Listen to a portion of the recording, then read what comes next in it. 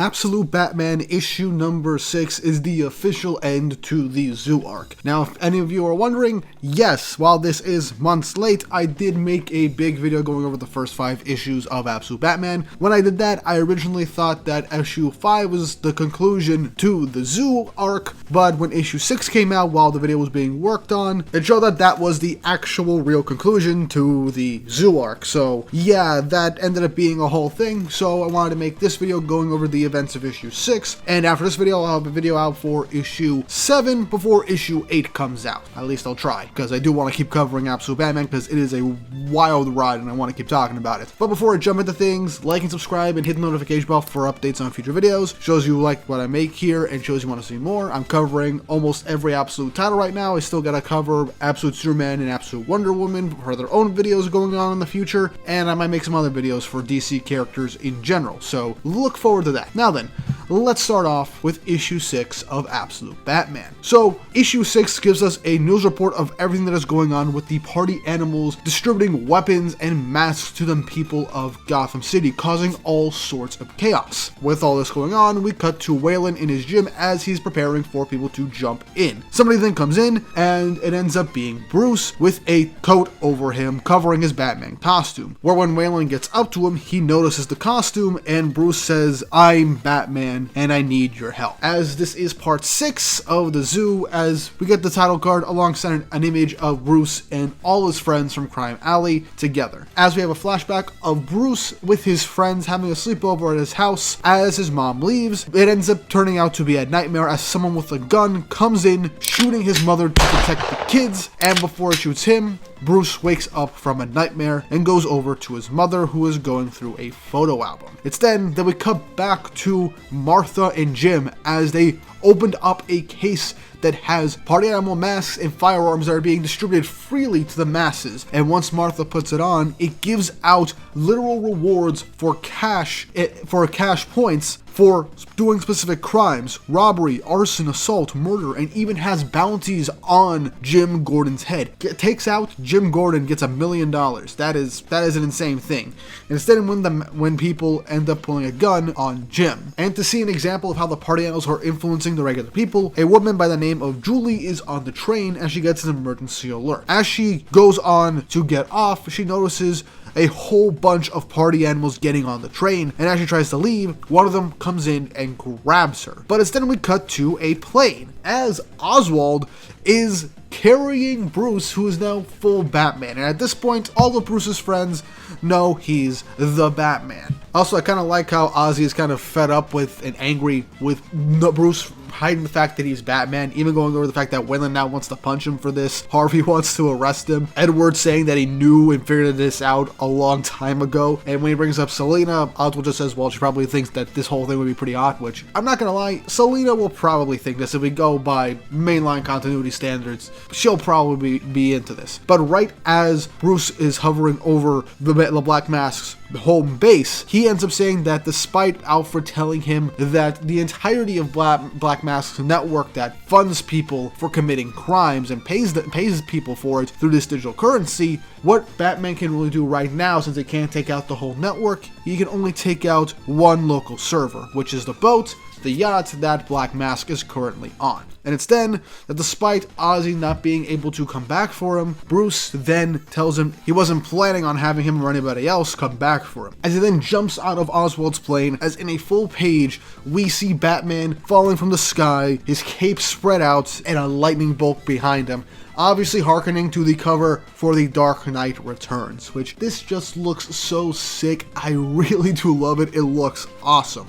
And as Batman is falling, he then ends up falling right on top of the DJ for Black Mask, crushing him. And as Batman gets up, he grabs a life jacket, puts it around the guy's neck, and as he's pleading for his life, Batman just kicks him off the side of the boat, as now he's unconscious, floating around. But then a kid shows up trying to stab the hell out of him, but Batman then grabs the kid by the octopus tentacles from the mask that it's wearing, but he's saying, "You can't do this to me, you can't hurt me, I'm a kid." After putting the life jacket on the kid, Batman looks at it for a second and then punts the kid into the ocean. Okay, you know what?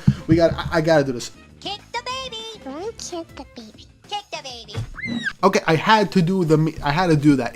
It was in my head for 2 months. I needed to do that South Park gag. Anyway, back to the chapter.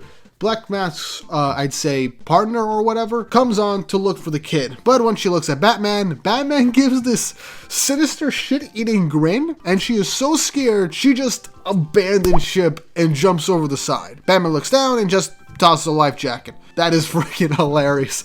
I love that he's still so intimidating to the average person that he's like, oh, hello there, and then just goes overboard. That's hilarious. I love it. But we then cut back to a flashback with Bruce with his mother, going through the photo albums. While Martha is going over pictures of when Bruce was a baby and of her husband, Bruce's dad, Thomas Wayne, going through memories that she loves. It even brings up a more recent picture of Bruce and all of his friends. But Bruce brings up the fact that that was, before the shooting at the zoo.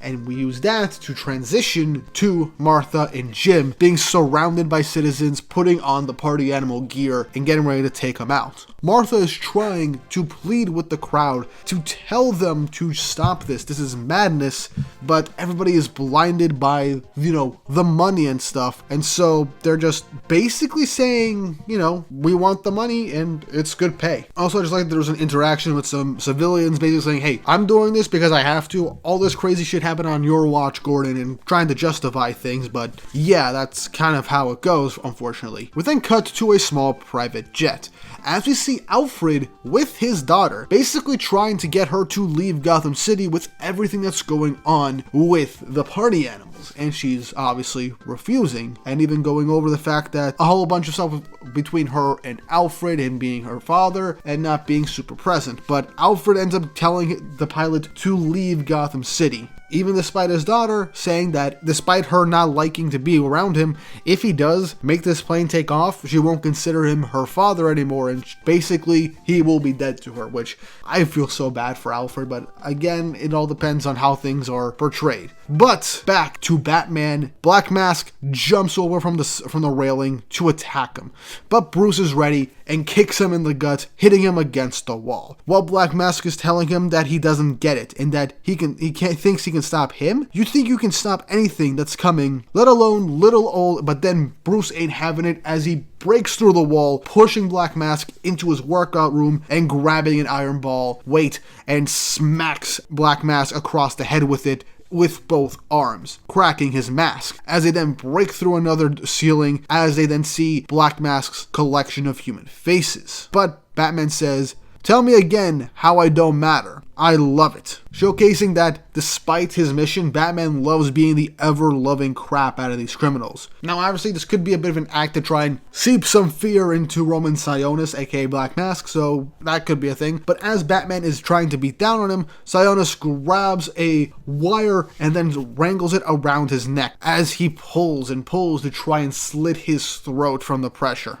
And as this is happening, Bruce is being cut back and forth with the flashback of him and his mother talking about the picture that was taken before his father's death. As his mother says, when things are rough, believing you can make a difference, being hopeful, it's not easy. But that's what I see when I look at this picture. Because no matter how hard things get, and they were rough sometimes, your father stayed hopeful. But he was always and most hopeful about you.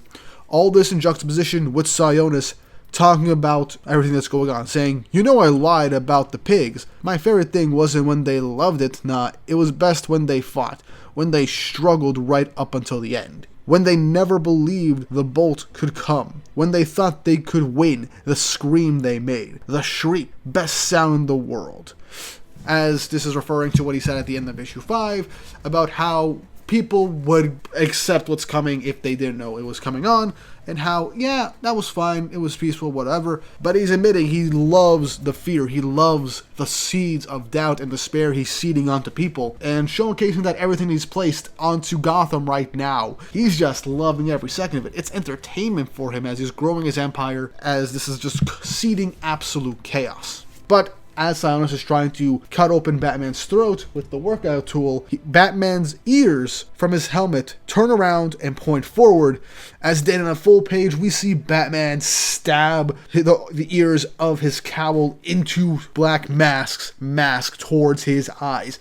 basically more or less stabbing him in the face, stabbing out his eyes. And this is one of the most brutal Batman panels I have seen in a bit. I'm kind of behind on current Batman, but yeah, this is definitely going to be up there with one of the most brutal panels of what Batman has done to a criminal, like, ever. And juxtapose right now as Batman is dragging Black Mask over to the side of the boat. As Black Mask is telling him, you have no idea what just started. I promise you everything you know and love. I'm gonna take him away from you. All juxtaposed with Gordon and Martha just staring down the barrels of guns from people wearing the party animal masks and rifles.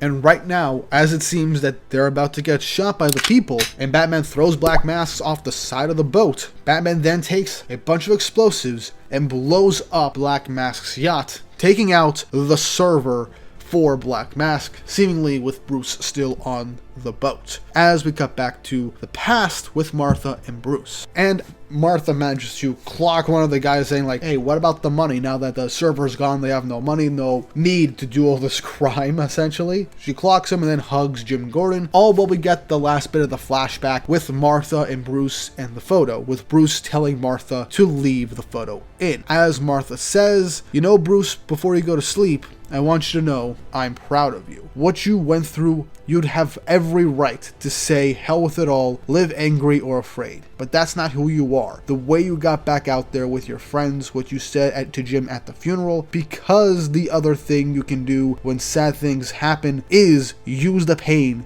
to be even more determined, more hopeful. You wear the pain like a damn cape, and you work every day to stop those bad things from happening again. That's how you win against the nightmares. How you win against all it is always. All while Batman is sinking to the bottom of Gotham Bay, but it's then that his Batmobile appears from underneath him and is brought inside. And Surfer comes to the surface with Alfred managing to come back to Gotham with the Batmobile and save Bruce. As he's taking Bruce to safety and begins treating his wounds, he says, if I'm stuck around, so are you.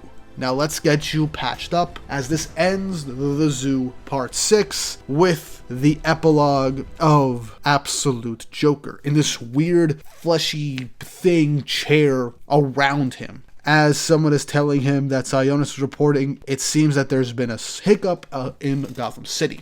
But Joker takes out his hand as it seems like it is being rejuvenated by this chair, saying it's time. Get Bane. And that's how the Zoo arc officially ends.